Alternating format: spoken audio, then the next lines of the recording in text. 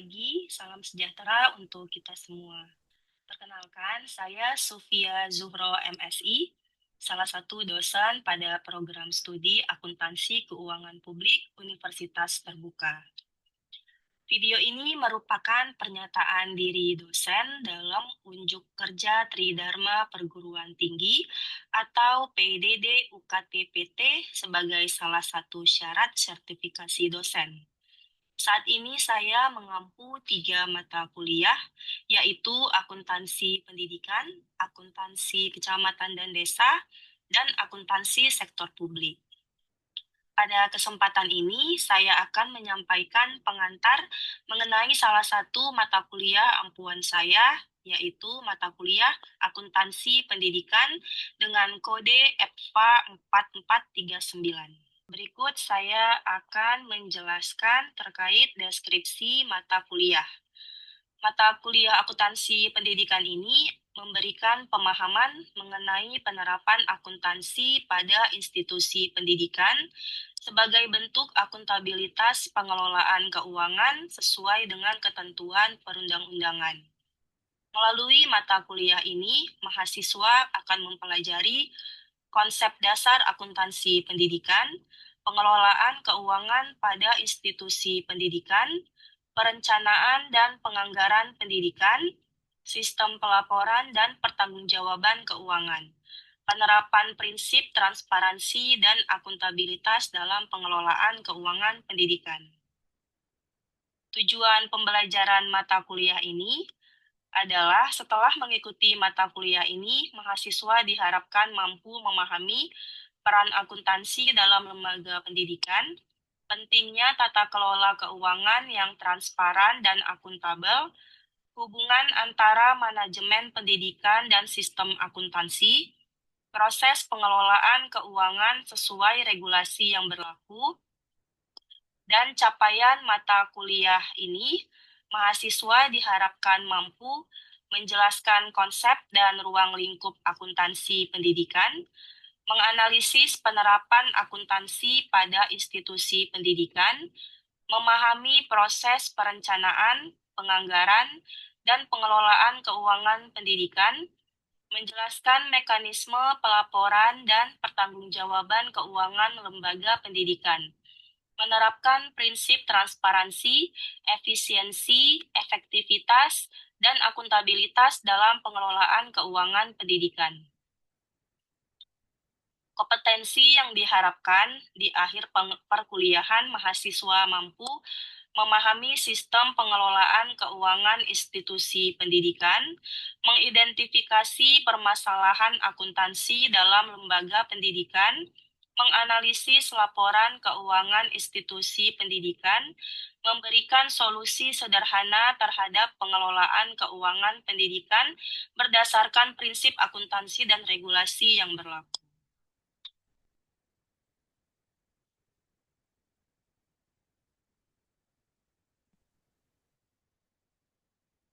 Assalamualaikum warahmatullahi wabarakatuh. Selamat pagi teman-teman mahasiswa. Ya, gimana kabarnya? Pagi, Bu. Pagi, Bu. Sehat semua kan? Alhamdulillah, Bu. Ya, alhamdulillah. Alhamdulillah, Hari Bu. ini kita akan lanjut untuk modul 5 ya. Untuk tugas yang kemarin, tugas 2, apakah sudah unggah semua? Saya sudah. Saya sudah, Bu. Oke. Nanti akan saya review satu persatu ya tugasnya. Oke, izin share screen dulu untuk perkuliahan kita hari ini. Apakah sudah terlihat di layar? Sudah, Sudah, Bu. Bu. Ya, hari ini kita akan membahas tentang pelaporan keuangan pendidikan, khususnya pada institusi pendidikan.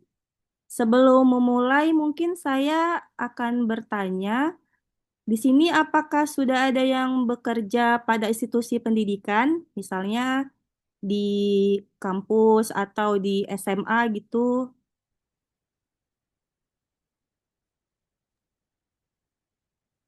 Saya, Bu. Oh iya, Syakila. Di institusi mana Syakila bekerja? Saya di SMK, Bu, di sekolah. Oh, di sekolah apakah sudah pernah menyusun pelaporan keuangan? Sudah, Bu. Sudah pernah. Oke, ini saya bahas dulu ya terkait pelaporan keuangan pendidikan. Nanti di akhir pertemuan saya akan memberikan tugas, bisa kalian kerjakan. Nanti tugas dan template laporannya akan saya kirimkan pada grup. Baik, Bu. Ya, jadi ini saya akan memberikan contoh pelaporan keuangan pendidikan pada sekolah Budi Luhur. Di sini ada yang tahu nggak siapa yang menyusun pelaporan keuangan pada institusi pendidikan? Ada yang tahu?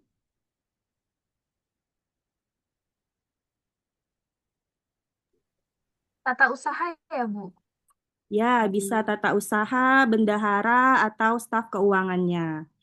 Jadi setelah laporan keuangan tersebut disusun oleh staf keuangan, lalu akan diberikan kepada komite sekolah. Jadi komite sekolah berhak untuk menerima laporan keuangan dari sekolah atau institusi pendidikan. Ya, saya akan membahas lagi ya penjelasan terkait akuntansi pendidikan. Itu bisa didefinisikan sebagai proses pencatatan, penggolongan, peringkasan, pelaporan, dan penganalisisan data keuangan suatu organisasi pendidikan. Sebenarnya akuntansi pendidikan ini sama saja ya teman-teman dengan laporan akuntansi lainnya, tapi ini pada lingkup pendidikan. Lalu definisi ini menunjukkan bahwa kegiatan akuntansi merupakan tugas yang kompleks dan menyangkut bermacam-macam kegiatan.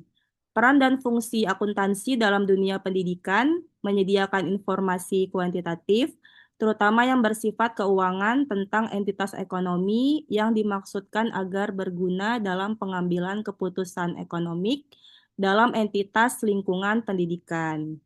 Ya, mungkin teman-teman di sini sudah familiar ya, terutama pada mata kuliah di semester 2 pengantar akuntansi, pasti sudah mempelajari tentang komponen-komponen apa saja yang ada pada laporan keuangan pendidikan. Itu ada laporan realisasi anggaran, ada neraca, laporan arus kas, dan catatan atas laporan keuangan. Jadi sebenarnya sebelum eh, staf keuangan itu mengumpulkan laporan keuangannya, biasanya itu pada akhir tahun mereka juga akan menyusun laporan perencanaan anggaran ya teman-teman. Itu biasanya eh, sudah sudah direncanakan dulu sebelum tahun berjalan. Saya lanjut. Ya, ini sistem pelaporan pendidikan khususnya yang ada di Indonesia ya. Jadi yang pertama itu laporan kementerian atau dinas pendidikan, lalu laporan sekolah, dan terakhir laporan peserta didiknya. Ini hak dan kewajiban komite sekolah berdasarkan peraturan pemerintah nomor 19 tahun 2005. Pengambilan keputusan pada satuan pendidikan dasar dan menengah di bidang non-akademik dilakukan oleh komite sekolah yang dihadiri oleh kepala satuan pendidikan. Ini bisa kalian lihat pada pasal 51 ayat 2. Lalu memutuskan tata tertib satuan pendidikan minimal meliputi tata tertib pendidik, tenaga kependidikan, dan peserta didik, serta penggunaan dan pemeliharaan sarana dan prasarana. Untuk jenjang pendidikan sekolah dasar dan menengah, rencana kerja harus disetujui rapat Dewan Pendidik setelah memperhatikan pertimbangan dari komite sekolah.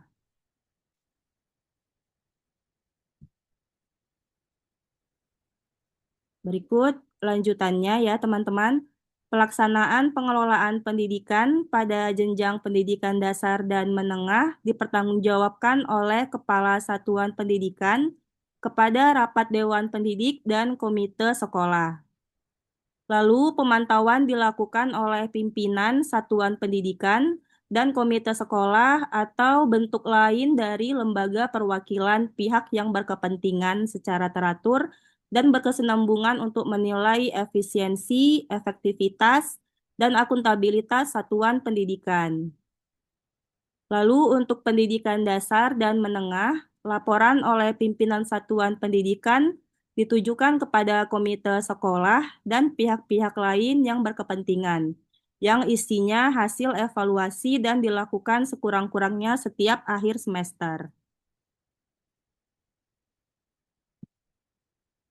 Ya, ini contoh laporannya ya, teman-teman. Bisa teman-teman lihat pada Sekolah Budi Luhur. Berikut ini adalah semua transaksi yang terjadi selama 1 Januari sampai 31 Desember.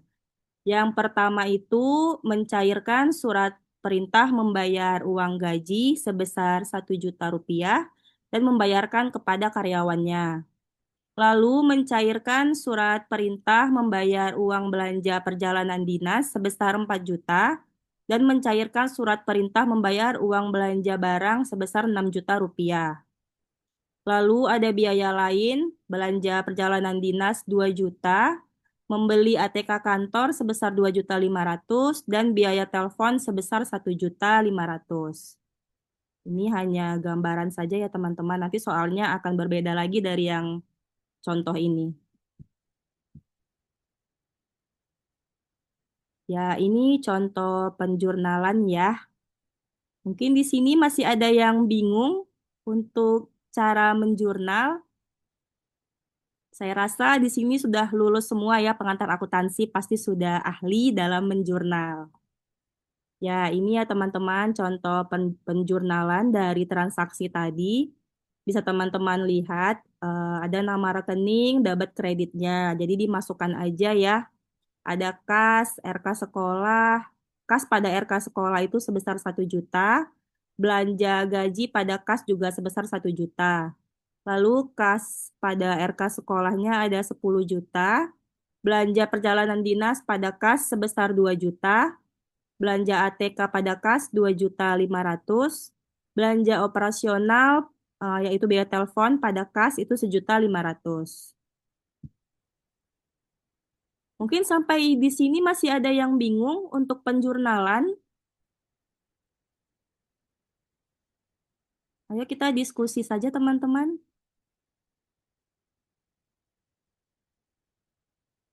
Cassandra, apakah Saya sudah sudah paham? Oh ya, baik. Saya lanjut dulu ya teman-teman. Nanti jika ada yang bingung, silakan raise hand ya. Lalu ini contoh dalam posting buku besar. Ini juga sudah kalian pelajari juga ya sebelumnya di pengantar akuntansi cara memposting dalam buku besar.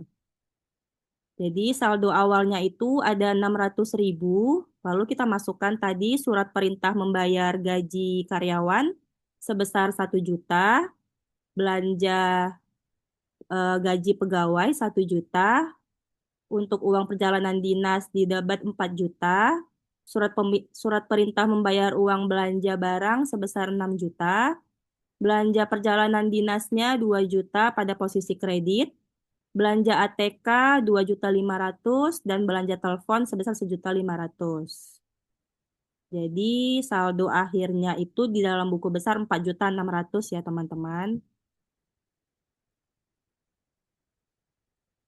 Lalu selanjutnya ini sediaan bahan habis pokok. Tadi ada belanja ATK sebesar 2.500.000 dengan saldo awal Sekolah Budi Luhur itu 800.000. Jadi ditambahkan saja di debitnya jadi saldonya 3.300.000. Lalu ada peralatan kantor itu karena tidak ada transaksi, hanya ada saldo awal sebesar 15 juta. Ini contoh pengisian kertas kerjanya ya teman-teman. Nanti kertas kerja ini akan saya kirimkan dalam template kosong ke grup. Jadi silahkan di-download dan dikerjakan. Ini ya contohnya ya teman-teman. Jadi tadi yang dalam buku besar dipindahkan ke dalam kertas kerja ini. Jadi nanti ada tambahannya dibuatkan neraca saldo, laporan surplus dan defisitnya juga, lalu neracanya di akhir. Pada neraca harus balance ya teman-teman, debit dan kreditnya. Kalau di sini saldonya itu 122.900.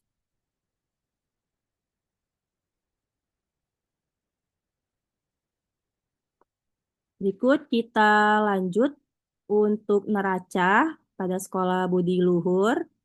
Itu ada kas sebesar 4.600.000, tapi di awal periode itu ada saldo sebesar 600.000, jadi selisihnya 4 juta. Lalu ada sediaan bahan habis pakai 3.300.000, selisih dari awal periode itu 2.500.000. Lalu ada peralatan 15 juta, kendaraan 20 juta, bangunan gedung 30 juta, dan tanah 50 juta. Jadi jumlah aktifannya 122.900 dengan selisih 6.500 dari saldo awal periode. Untuk hutang lancarnya itu ada 1.400, RK sekolah 126 juta dengan selisih awal periodenya 11 juta. Lalu ada akumulasi surplus atau defisit sebesar 4.500. Jadi ada selisih 6.500 dari saldo awal dan akhir periode. Lalu ini ada laporan surplus atau defisitnya. Mohon dibuatkan juga ya teman-teman. Dibuat ini ada jumlah pendapatannya kosong karena tidak ada pendapatan ya pada transaksi tadi. Lalu pengeluarannya belanja pegawai, yaitu biaya gaji, belanja perjalanan dinas, biaya telepon, dan jumlah pengeluarannya itu dengan defisit 4.500. Lalu ini laporan arus kasnya ya teman-teman. Dibuatkan arus kas dari aktivitas operasinya, ada kenaikan atau ada penurunan. Silahkan dibuatkan sesuai transaksi yang terjadi. Kalau di sini saldo kas akhirnya Rp4.600. Ya, sekian mungkin ya untuk materinya. Mungkin ada yang ingin didiskusikan teman-teman sebelum saya berikan tugas terkait pelaporan keuangan pendidikan, atau masih ada yang bingung untuk cara menyusun laporan Ibu, keuangan? Ya, silakan Cassandra. Ibu nanti ini tugasnya dikumpulkan lewat mana, Bu? Tugasnya boleh dikirim ke WA grup dulu. Nanti setelah saya berikan eh, penilaian, bisa langsung diunggah ke e-learning pada tugas 3 ya. Ya, siap Ibu. Terima kasih. Ya, terima kasih Cassandra. Untuk teman-teman yang lain, bagaimana? Apakah ada pertanyaan atau diskusi? Silahkan teman-teman. Saya Bu mau tanya Bu, Ya, silahkan Syakila. ini kan laporan keuangannya itu kan sampai 31 Desember ya Bu. Iya, Tapi kalau di sekolah itu kan ada per semester ya Bu. Jadi dibuatnya per semester atau tetap per tahun Bu? tetap per Terima tahun. kasih Bu. Ya, baik. Syakila, terima kasih atas pertanyaannya. Untuk laporan keuangan tetap dibuatkan per tahun, Syakila. Jadi mungkin kalau dari sekolah itu dibuat per semester, untuk biasanya itu laporan keuangan per tahun dibuat. Jadi mungkin bisa digabung saja gitu ya, dari semester 1 dengan semester 2. Begitu. Oke Bu, terima kasih Bu penjelasannya. Sama-sama, Syakila. Baik, teman-teman yang lain, apakah ada pertanyaan lagi atau sudah paham semuanya? Dari saya cukup, Bu. Ya, baik, Saya Kevin. cukup, Bu.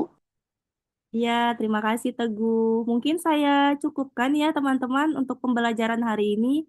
Mungkin nanti setelah live Zoom. Jika masih ada pertanyaan yang mengganjal, silakan sampaikan ke WA saya atau bisa di grup. Baik, terima kasih banyak teman-teman sudah bergabung pada pembelajaran modul 5 kita pada pagi hari ini. Saya cukupkan di sini. Semoga apa yang kita pelajari hari ini menjadi berkah untuk kita semua. Amin. Saya tutup dengan Assalamualaikum warahmatullahi wabarakatuh. Selamat pagi semuanya. Waalaikumsalam Waalaikumsalam warahmatullahi wabarakatuh. warahmatullahi Pagi, Bu. wabarakatuh. Pagi, Ibu. Terima kasih, Ibu.